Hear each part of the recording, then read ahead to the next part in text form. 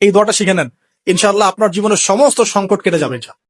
আমি নিজেও এই দোয়াটা বেশি বেশি করার চেষ্টা করি। দোয়াটা হচ্ছে, মুসা আলাইহিস সালাম একটা গাছের নিচে হেলান দিয়ে বসলেন, বসে দেখলেন দুইজন মেয়ে দাঁড়িয়ে আছে দূরে, পানি নিতে পারছে না, লোকজন পানি নিয়ে যাচ্ছে, ওরা দাঁড়িয়ে আছে বেচারি। মুসা আলাইহিস সালাম গিয়ে বললেন, কি সমস্যা আপনাদের? এটা নিয়ে আপনারা আবার মেয়েদের সাথে কথা বলার চেষ্টা করেন, ঠিক আছে? তো মাহারাম গায়রা মাহারাম মেনে চলে।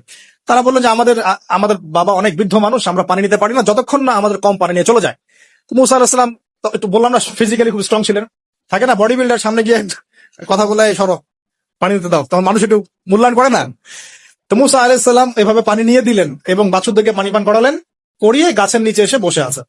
বসে বসে তিনি দোয়া করছেন, এই যে দোয়াটা তিনি দোয়া করছেন, রব্বি, একটা নেক কাজ করলেন, নেক কাজ করলেন না, মানুষের উপকার করলেন, নেক কাজ করে এসে গাছের নিচে বসে দোয়া করছে, আল্লাহ এখানে তো আমার খাবার পানি বাসস্থান কিছুই নাই, আমি কি করব?